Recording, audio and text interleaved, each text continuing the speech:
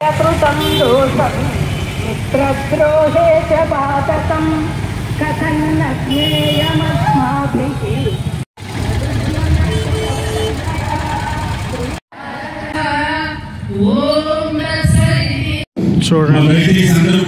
Hello అందరికీ నమస్కారం, welcome to my YouTube channel. నా పేరు కృష్ణ. ఈ రోజు వీడియో వచ్చేసి చీరాలకి ఎవరి పేరు చెప్తే హిందువుల గుండెల్లో భక్తిభావం పులకరిస్తుందో, ఎవరి పేరు చెబితే నరాన భక్తిభావం హిందువుల మనోభావాలకు అనుగుణంగా వారి ప్రవచనాలు ఉంటాయో, ప్రముఖ ఆధ్యాత్మిక చక్రవర్తి బ్రహ్మశ్రీ చాగంటి కోటేశ్వరరావు గారు ఈరోజు చీరాలకు వచ్చేసారు. వారి యొక్క ప్రవచనాలు చూద్దాము. ఈ వీడియో చాలా బాగుంటుంది, వీడియో చివరి వరకు చూడండి. బ్రహ్మశ్రీ చాగంటి కోటేశ్వరరావు గారు హనుమత్ వైభవం గురించి చాలా చక్కగా వివరించారు. ఈ వీడియో చివరి వరకు చూడండి, నచ్చితే లైక్ చేయండి. ఫస్ట్ టైం నా ఛానల్ చూసుకుంటే సబ్స్క్రైబ్ చేయండి. హనుమత్ వైభవం గురించి చాలా చక్కగా వివరించారు. సుమారు 2 గంటల పాటు ప్రవచనం ఎక్కడ తడబాటు లేకుండా ఆద్యంతం ఆసక్తికరంగా చాలా చక్కగా మాట్లాడారు బ్రహ్మశ్రీ చాగంటి కోటేశ్వరరావు గారు. అందరికీ నమస్కారం, welcome to Krishna YouTube channel. ఈరోజు చీరాలలో హనుమత్ వైభవం గురించి బ్రహ్మశ్రీ చాగంటి కోటేశ్వరరావు గారు తన ప్రసంగం చెప్పారు. చాలా అద్భుతంగా చెప్పారు. ఆయన చూడటం నేను చాలా అదృష్టంగా భావిస్తున్నాను. తర్వాత ఇక్కడ తను ప్రసంగాన్ని చాలాసేపు ఆధ్యాత్మికంగా భక్తులందరినీ కట్టిపడేశారు. Thank you. Krishna YouTube channel like చేయండి, షేర్ చేయండి, సబ్స్క్రైబ్ చేయండి. Thank you very much.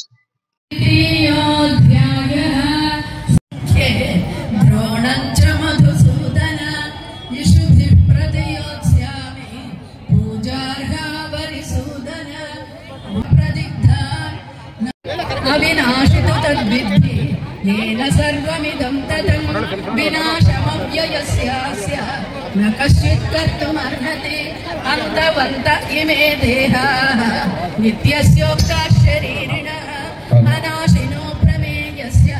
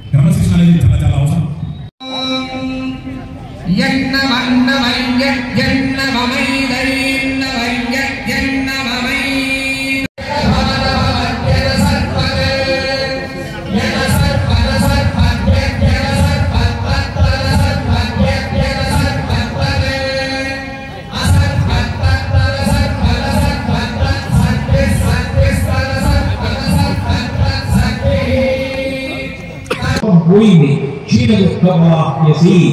ఈ దుఃఖం పోయి ఇవాళ నుంచి నువ్వు ప్రశాంతంగా ఉంటావు. ఈ శ్లోకం కోసమని చంద్రకాంత పారాయణ చేసి శ్లోకం వచ్చినప్పుడు కొబ్బరికాయ కొట్టి హారతిస్తూ ఉంటారు.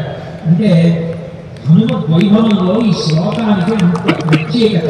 అంటే అంత శ్లోకంతో ఉన్న సీతమ్మ కూడా ఈ మాట చెప్పి ఉందని ఇచ్చేటప్పటికిగా మహర్షి అంటారు, విభూషణం భక్తాలకు సంప్రాప్త జానకీ విదితాభాత్.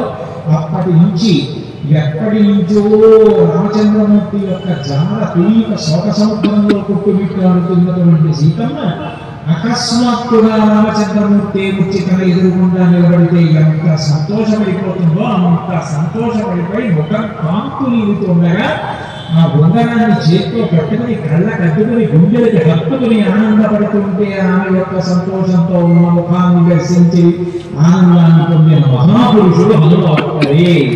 అంటే హనుమత్ వైభవం అంత గొప్పది. సీతమ్మ యొక్క సంతోషానికి కారణమైన వాడు.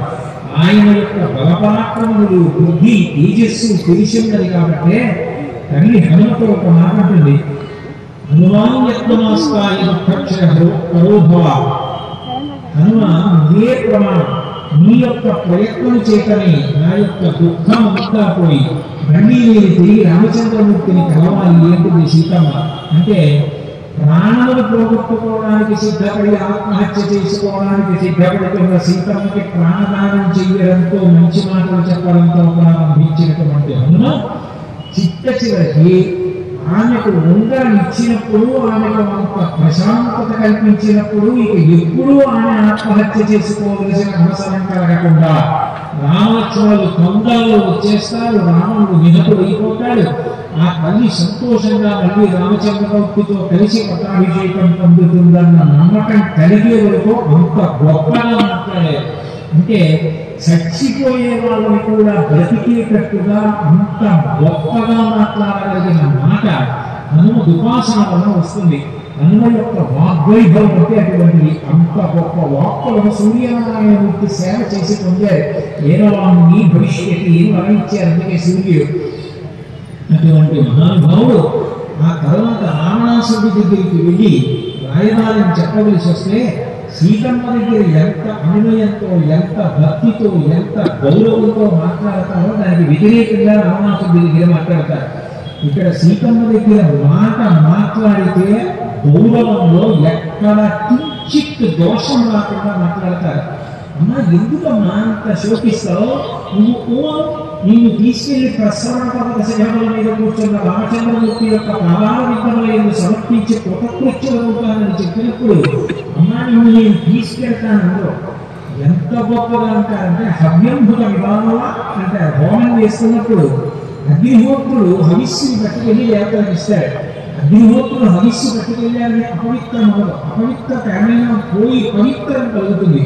అమ్మా నేను అగ్ని దేవతలకు హవిస్సు పట్టుకెళ్ళినట్టు నిన్ను తీసుకెళ్లి రాముడికి అప్పగిస్తానమ్మా అంటారు.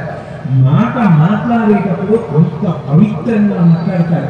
పెద్దల దగ్గర మాట్లాడేటప్పుడు అంత గౌరవంగా మాట్లాడతారు. రామచంద్రమూర్తి దగ్గర నిలబడితే చటుక్కున అక్కర్లేని మాట ఏదైనా వచ్చేస్తుందేమో అని నోటికి చెయ్యి అడ్డు పెట్టుకుని ఉంటారు. ఆజ్ఞాపాలక హనుమాని నా స్వామి దగ్గర నేను ఎక్కువ మాట్లాడకూడదని నోటికి చెయ్యి అడ్డు పెట్టుకుని ఉండి అవసరమైతేనే మాట మాట్లాడతారు. మాట్లాడగలిగితే అంత గొప్పగా మాట్లాడగలిగిన వాళ్ళు ప్రభువు దగ్గరికి వెళ్ళినప్పుడు అంత తక్కువ మాట్లాడతారు. అది ఆయన గౌరవం. అటువంటి హనుమ ఆ రావణాసురుణ్ణి ఒక్కసారి చూసి ఆయనకి సందేశం చెప్పి వెళ్ళిపోవాలనుకున్నారు. ఆ సందేశం చెప్పి వెళ్ళిపోవాలనుకున్నప్పుడు తిరుగుపాయామతిక్రమ్య సామము గానము భేదము ఈ దగ్గర పనికిరాదు, గంధోపాయం ఒక్కటే ఉంది అని ప్రమాణాలను అంతటినీ కూడా చిన్నాభిన్నం చేసి చెప్పి వీక్షించారు. హనుమని తీసుకెళ్లి రావణాసుడి ముందు నిల్చోబెట్టారు. నిల్చోబెట్టినప్పుడు ఆ రావణాసుడితో మాట్లాడేటప్పుడు ఎంత నిర్భయంగా, ఎంత స్పష్టంగా, ఎంత నమ్మగర్భితంగా, ఎంత బాగా మాట్లాడాలో అంత బాగా మాట్లాడతారు. మాట్లాడుతూ ఆ సందేశాన్ని వినిపించడం మొదలుపెట్టి ప్రాపశ్యంత సమావేశం సుగ్రీవస్య మహాత్మాహ అంటారు.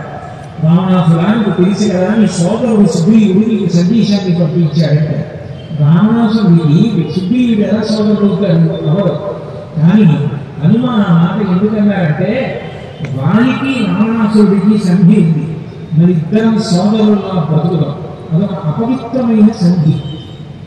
నువ్వు ఏదైనా ఎత్తుకొస్తే అనుభవించి నాటి, నేనేదైనా ఎత్తుకొస్తే నేను అనుభవించి నీకు ఇస్తాను. అది వాళ్ళిద్దరి యొక్క అపవిత్రమైన సంధి. కాబట్టి వాలి రావణాసురుడు అన్నదమ్ములుగా ఉండాలని సంధి చేస్తున్నారు. మరి ఆ వాలికి తమ్ముడు సుగ్రీవుడు, కాబట్టి ఆయన కూడా నీకు తమ్ముడు అవుతాడుగా వసతి. వాలి నువ్వు అన్నదమ్ములు అయితే సుగ్రీవుడు కూడా నీకు తమ్ముడు అవుతాడు. కాబట్టి ఈ సోదరుడు పంపిన సందేశం విని ఇందులో చమత్కారం ఏంటంటే సుగ్రీవుడు ముందు కబురు చేస్తాడు, వినకపోతే రాముడు తీసుకొస్తాడు. వారి విషయంలో అలాగే తీసుకెళ్ళాడు, ఒక్క బాణం వేసి పంపించాడు. కాబట్టి వెనక రాముడిని తీసుకొస్తాడు, ఆ తర్వాత నువ్వు బ్రతకం అని చెప్పడం అంతర్లీనంగా ఉండేటటువంటి నమ్మగర్భితమైనటువంటి మాట. మాట్లాడుతూ తస్య భార్య అనీనష్ట సీతాపతి మనువ్రత వైదేహస్య సుఖ వాజ్ఞో జనకస్య మహాత్మః. నువ్వు సీతమ్మని అపహరించలేదు అని శబ్దాలు అనుకుంటున్నావేమో, రామచంద్రమూర్తి తన భార్యతో కలిసి 14 సంవత్సరాల అరణ్యవాసం చేసి దశరథ మహారాజు గారు తండ్రిని సత్యమునందు నిలబెట్టడం కోసం ఇచ్చినప్పుడు ఆయన భార్యను అపహరించి తీసుకొచ్చామన్న మాట నీకు తెలుసు. నీకు తేలిదని బుకాయిస్తావేమో. లక్ష్మీపేయం మయా సీత తథా శోకపలాయన గృహియాం అభిజానాసి పంచాశ్చ వివకన్నహి. ఆమె సాధారణమైన స్త్రీ, ఆమె అనుభవిక విద్యురాలు అని నువ్వు అనుకుంటున్నావు. అనుకుని ఆమెని అపహరించి తీసుకొచ్చావు. కానీ ఆమె శక్తి నీకు తెలియదు. ఆమె 5 తలలు కలిగిన పాము, అంటే పంచముఖ గాయత్రి. ఆమె వలన చివరికి నువ్వు నిర్దిష్టమైన స్థితిలో మరణిస్తావు. ఆ స్థితి రాకముందే తీసుకెళ్లి సీతమ్మని రామచంద్రమూర్తికి సమర్పించి సంధి చేసుకుని ప్రాణాలను నిలబెట్టుకో. రాముడు అంటే ఎవరనుకుంటున్నావో? బ్రహ్మ స్వయంభూ స్థితిరామోవా ఇంద్రో సురేంద్రో సువనాయకోవా కాకున్న శక్త ఇది రామమధ్యం. బ్రహ్మ కావచ్చు, స్వయంభూ కావచ్చు, 4 తలలున్నవాడు కావచ్చు. బ్రహ్మ స్వయంభూ స్థితిరామోవా ఇంద్రో సురేంద్రో సువనాయకోవా రుద్రో త్రినేస్త్ర స్థితిరామకోవా. ఇంద్రుడు కావచ్చు, మహేంద్రుడు కావచ్చు, పరమశివుడు కావచ్చు. శివుడు విష్ణువు 2 కాదుగా. అందుకని వాళ్ళు ఎవ్వరూ నిన్ను కాపాడరు. రాముడు చంపేస్తానని ప్రతిజ్ఞ చేస్తే వాడిని బ్రతికించడం 33 కోట్ల మంది దేవతలలో ఎవరికి సాధ్యం కాదు. నా మాట విను. రాముడు వరకు ఎందుకు? సుగ్రీవో హరియోయం నాసురో నచరక్షణ దానవో నగంధర్వో నయక్షో నజపన్నడ. నువ్వు అలా అడిగినప్పుడు దేవతలు, యక్షులు, గంధర్వులు, గిన్నెలు, గింపురుషులు, గంధర్వులు వీళ్ళ చేతిలో ధర్మవంతకోవడం తప్ప నరమానవం ఆడలేదు. సుగ్రీవుడు నలుగుతాడు వానరుడు. కాబట్టి సుగ్రీవుడి చేతిలో మరణిస్తావు కదా. నలుడైన రామచంద్రమూర్తి వరకు ఎందుకు? సుగ్రీవుడు వేశాడు నీ మరణానికి.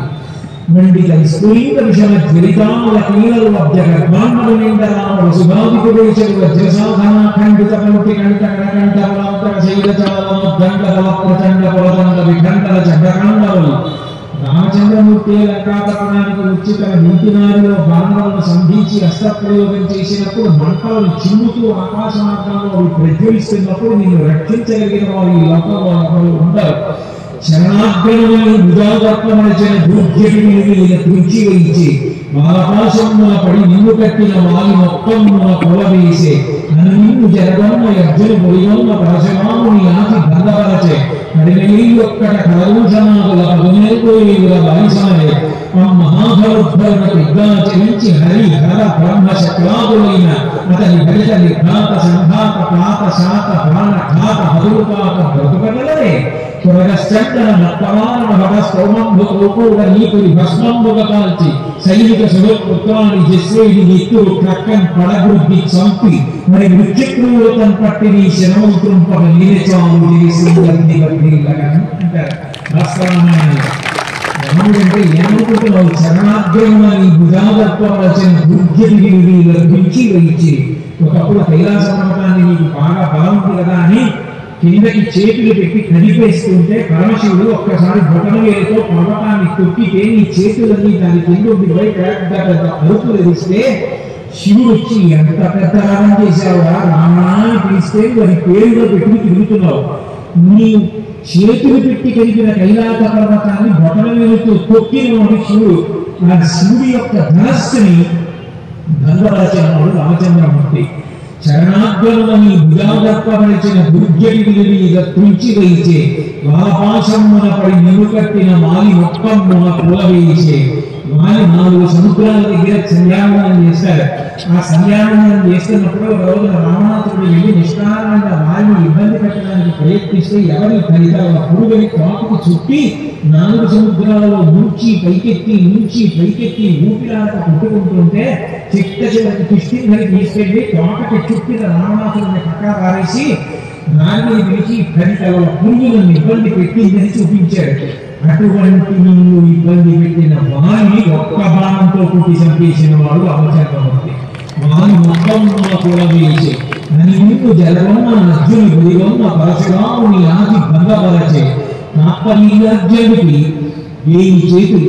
ఒక రోజు రమణాది తీరంలో పైన ప్రవాహానికి ఒడ్డును కూర్చొని సంకల్పం చేసి రామనాథుడు ఆరాధన చేస్తున్నాడు. కింద కార్తవీర్యార్జునుడు 1000 చేతులతో ఉంటే ఆయన యొక్క భార్యలందరూ చుట్టూ చేరి ఏది నీకున్న 1000 చేతులతో నదీ ప్రవాహాన్ని అడ్డగించండి. ఆయన వెయ్యి చేతులు అడ్డు పెట్టి ప్రవాహాన్ని అడ్డగిస్తే ప్రవాహం వెనక్కి వెళ్ళి ఒడ్డున ఉన్న శివలింగాన్ని వంచేసింది. రావణాసుడికి కోపం వచ్చి కార్తవీర్యార్జునుడితో యుద్ధానికి వస్తే రావణాసుడిని ఓడించి కారాగారంలో పారేస్తే రావణాసుడి తాతగారైన పులశ్చ బ్రహ్మ తండ్రి గారైన విశ్వేశ్వర బ్రహ్మతో కలిసి వచ్చి బ్రతిమాలి కార్తవీర్యార్జునుడి దగ్గర విడిపించుకున్నాడు రావణాసుడిని. అటువంటి కార్తవీర్యార్జునుడి వెయ్యి చేతులు గండ్రగొడ్డలితో నరికేసిన వాడు పరశురాముడు. ఆ పరశురాముని ఓడించి విష్ణు శాపాన్ని కూడా పుచ్చుకున్నవాడు రామచంద్రమూర్తి. ఇంట్లో గొప్పవాడు అని నిన్ను జరగమ్మ నద్యుని దొరిగమ్మ పరశురాముని ఆది భంగపరచే కడిగిలి ఒక్కట కలదోషమాదుల పదమాంగు వేయుగా బాలి సమరే లక్ష్మణస్వామిని పిలిచి ఉదయం సీతమ్మని గొడవకి తీసుకెళ్తామని 14,000 మంది రాక్షసుల కలదోషమాదులు ఎదురుకుండా నిలబడితే రాముడు ఒక్కడే యుద్ధం చేశాడు. ఎప్పుడు బాణం తీశాడో, ఎప్పుడు వింటినాడికి సంధించాడో, ఎప్పుడు విడిచిపెట్టాడో తెలియదు. ఎదురుకుండా ఉన్న వాళ్ళ తలలు తెగిపోతుంటే తెలుస్తుంది. అసలు రాముడి యొక్క బాణ ప్రయోగ విద్య అంత గొప్పగా ఉంటుందిట. అందుకు గోపాలయ్యాడు బండన భీకుడు అత్వజన బాంధవు ఉజ్వల బాణతో కోదండ కళాప్రచండ భుజగండలు కీర్తికి రామమూర్తికి రెండవ సాటి దైవమిక వేదమికం గడకట్టి వేది గలగాండ గదాండ దాండ నిడగంబల జండల విండమత్వ వేదండలు ఎత్తి చాటదీ కరుణాపయోగి అంటాడు. రామాయణ యొక్క పరాక్రమం ఏమని వర్ణించాలి? యుద్ధమే వస్తే రుద్రతాండవం చేస్తాయి ఈ భుజాలు. ఎప్పుడు బాణం తీస్తాడో, ఎప్పుడు ప్రయోగిస్తాడో, ఎప్పుడు పడగొడతాడో తెలియదు. అంత గొప్ప పరాక్రమశాలి అని 4 వీధుల కోడలిలోకి ఏడుగు కుంభస్థలం మీద ఎక్కి వచ్చి ఘంటా కొట్టి దేని బోధించి చెప్తాను. నా ప్రభువు యొక్క భుజాలు రుద్రతాండవం చేస్తా, యుద్ధం వస్తే ప్రకటిస్తానంటాడు గోపాలరాజు గారు. అంత గొప్ప యుద్ధం చేయగలిగిన వాడు కలదోషమాదుల పదమాంగు వేయుల వారి సమలే అట్టి మహాధనుద్ధరునికి యుద్ధాచరించి హరి హర బ్రహ్మ శక్రాదులైన అతని భయత నిర్ఘాత సంఘాత పాన శాత హతులు కాక బ్రతుకగలరే. అటువంటి రామచంద్రమూర్తితో యుద్ధం చేసి దేవేంద్రాదులే నిలబడలేదు. ఇక రావణ నువ్వే పాటి నువ్వు నిలబడగలవాలి. కాబట్టి హతులు కాక బ్రతుకగలరే.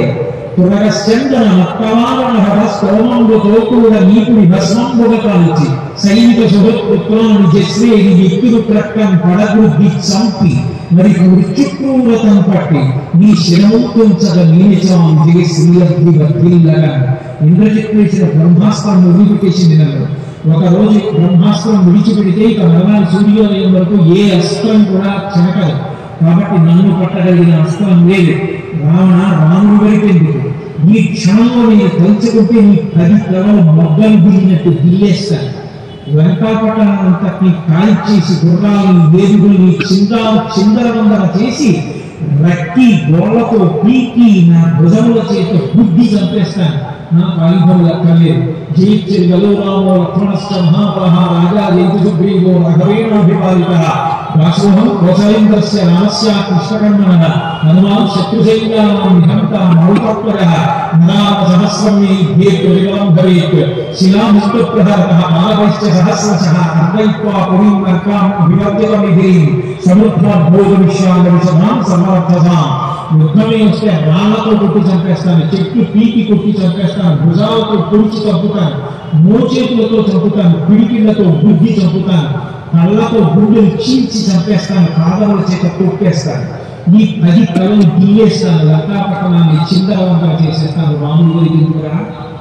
బుద్ధి తెచ్చుకుని సీతమ్మని తీసుకెళ్లి సమర్పించాలంటే అంతటి రామనాథుడిని అయిపోయి ఈ వానరం ఎక్కడి నుంచి వచ్చింది, ఇంత ధాటుగా మాట్లాడుతోంది, దీన్ని సంహరించమన్నాడు. విభీషణుడు లేచి అది తప్పన్నాయా అంటే అప్పుడు తోకటి బట్టలు చుట్టి నీళ్ళు పోసి అగ్నిహోత్రం వెలిగించి చారీకుడు అని లంకాపట్టణం అంతా తిప్పమంటే ఎంతటి వినయం చెప్తుంటే అమ్మా నేను తిరిగి వెళ్ళిన తర్వాత నా ప్రభు సుగ్రీవుడు రామచంద్రమూర్తి లంకాపట్టణం యొక్క బలాబలాలు ఏంటని వెళితే రాత్రి వేళ వెళ్ళాలని చూడలేదని చెప్పాలి.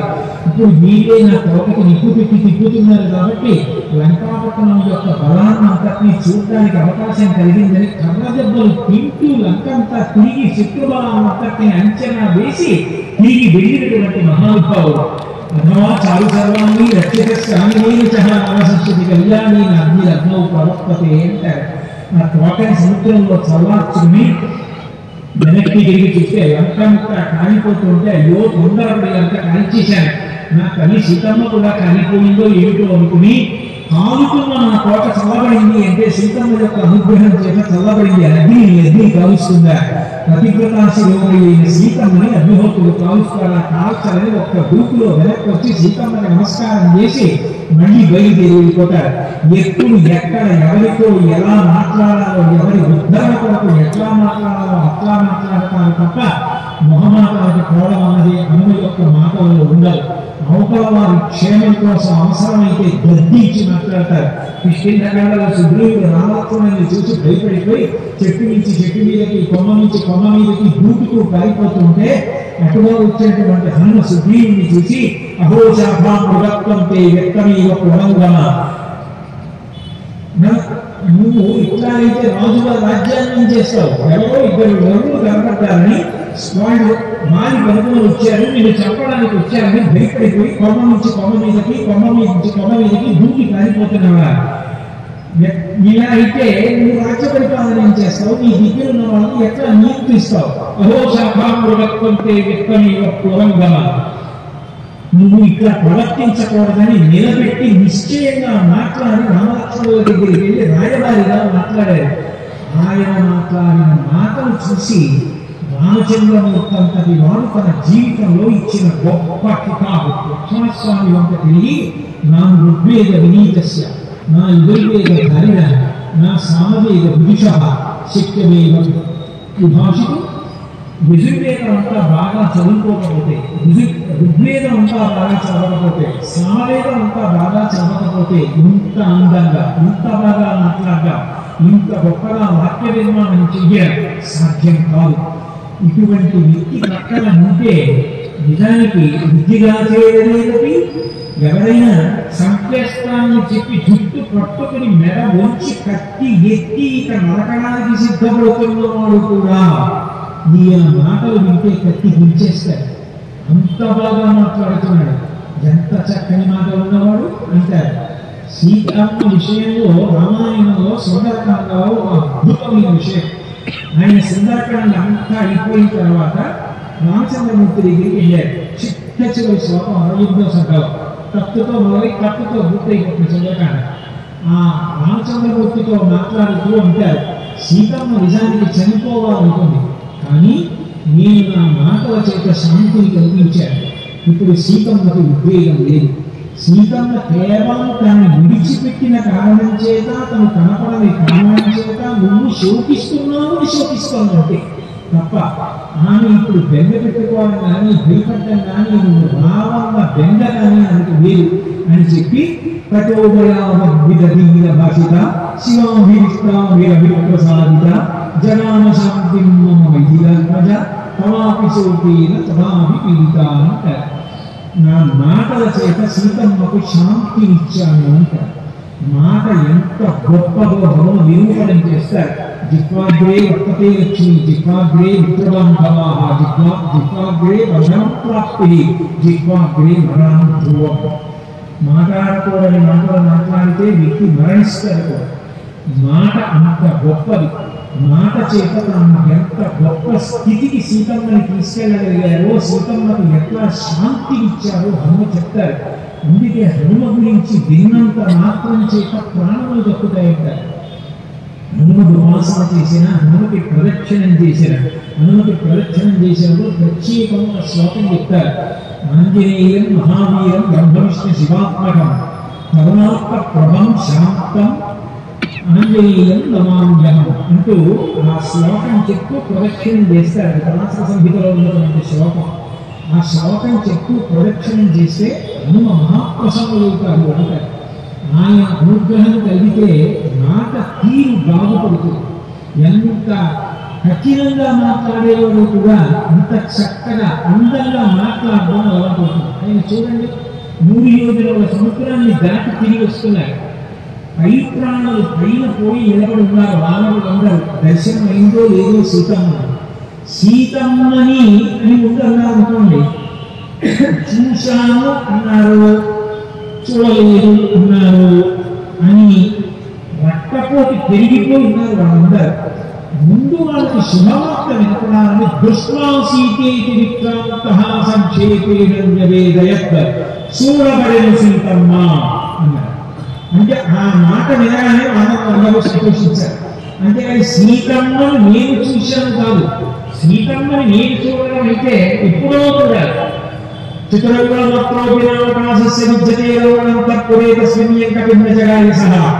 రంగులను విడిచిపెట్టకుండా లంకాపట్టణం అంతా విడిచిపెట్టేది సీతమ్మ దొరకలేదని బాధపడి నేను సీతమ్మకి నమస్కారం చేస్తే నమోస్తురామాయ సలక్షణాయ అని నేను సీతమ్మకి నమస్కారం చేసి అమ్మా నాకు దర్శనం ఇవ్వి అంటే ఆమె నా చేత చూడబడినది, ఆమె దర్శనం ఇచ్చింది, నేను ఆమెను దర్శించలేదు.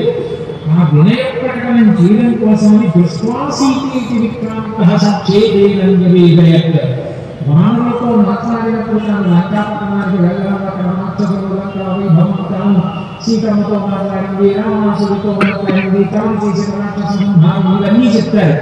రామచంద్రమూర్తి దగ్గరికి వెళ్ళినప్పుడు మాత్రం ఇవన్నీ మానవులు వినేశారు కదా అని వెళ్ళారు. హనుమని ఎక్కడో దూరంగా కూర్చోబెట్టారు. ముందు కూర్చొన్న రాములు అందరూ కూడా సీతమ్మ అట్లా ఉంది, సీతమ్మ ఇట్లా ఉంది, లంకాపట్టణం అలా ఉంది అందరూ చెప్పేస్తున్నారు. రామచంద్రమూర్తి అసలు వెళ్ళిన వాడు ఎవరో పట్టుకోవడం ఆయన చేత కాదు. ఆయన వెంటనే నా ఇంట్లో సీతమ్మ ఎట్లున్నది అని లేదు అడిగేటప్పటికి అందరూ చూపించి హనుమాన్ వెళ్ళి నువ్వు చెప్పారు. అంటే ఆయన 10 మాటలు చెప్పలేదు, దక్షిణ దిక్కుకి తిరిగి ఒక్క నమస్కారం చేశారు. నా చేత నమస్కరింపబడవలసిన పతివ్రతా స్వరూపంగా సీతమ్మ ఉన్నది అని. అంటే రాముడి దగ్గరికి వెళ్ళినప్పుడు అంత వినయంతో తాను సాధించిన విజయాలు కాకుండా ఎంతవరకు సమాచారం ఉండాలో అంతవరకు మాత్రమే మాట్లాడతారు. నిజంగా హనుమ యొక్క వైఖరి ఆయన ఎంత అందంగా మాట్లాడతారన్న విషయాన్ని బాగా పరిశీలన చేస్తే జీవితంలో మాట మీద అదుపు, మాట ద్వారా కీర్తి సంపాదించుకోవడం, 10 మందికి శాంతినివ్వడం, మాట ద్వారా తాను వృద్ధిలోకి రావడం, తాను సంతృప్తిని పొందడం అలవాటు అవుతుంది. అంతటి మహానుభావుడు హనుమ. ఆయన చిరంజీవి. ఆయన గొప్పతనం ఏంటంటే ఆయన గురించి పొగిడితే ఆయన సంతోషపడక ఎక్కడ ఎక్కడ రఘునాథ కీర్తనం తత్ర తత్ర కృతమస్తకాంజలి ఇందాక చెప్పానే సుందరకాండలో రామచంద్రమూర్తి యొక్క గుణములు. అటువంటి శ్లోకాలు వినపడుతుంటేట సభలో అందరికన్నా ముందొస్తారట, అందరికన్నా ఆసనం పెడతారట. కళ్ళమ్మట ఆనంద భాష్పాలు కారుతూ తొలగించి కూర్చొని వింటారట. రామచంద్రమూర్తి అవతార పరిసమాప్తి చేసే ముందు అందరి దగ్గరికి వెళ్ళి అది వచ్చేస్తారా నాతో హనుమ అన్నారు. నేను బాగున్నాను, మరి హనుమ నన్ను విడిచిపెట్టి ఉండగలరా అడిగారు. మీరొకటి మీ కథ ఒకటి కాదు, మీ కథ ఉన్నంత కాలం నేను ఉంటానన్నారు. అప్పుడు హనుమకి రామచంద్రమూర్తి వరం ఇచ్చారు. మక్కదా ప్రత్యక్షంతి యావంలోకి హరీశ్వర తావద్భ్రమస్యతో మద్వాక్యం హనుమాలయ. హనుమ నా కథ ఎంతకాలం చెప్పబడుతుందో, సీతారాముల వైభవం ఎంతకాలం చెప్పబడుతుందో, అందులో అంతర్గతంగా నీ గురించి ఎప్పుడు చెప్పబడుతుందో అక్కడక్కడికి నువ్వు వెళ్ళి కూర్చోవాలి.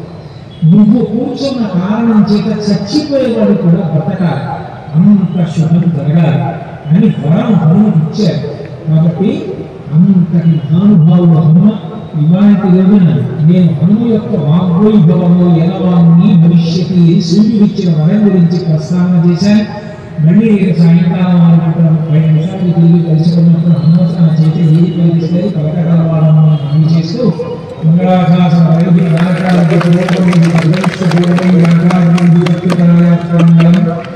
మంగళం ప్రొఫైంగాయ హరిద్రమాత్మని చక్రవర్తి ప్రముఖాయ సర్వభౌమాయ మంగళం ఉమాకాంతాయ కాంతాయ కాంతత్వరాయ.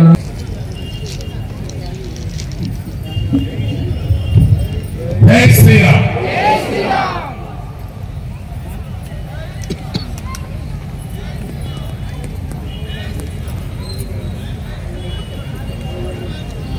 శాసనసభ్యులు మోహన్ గారు దంప సమేతంగా కుటుంబ సమేతంగా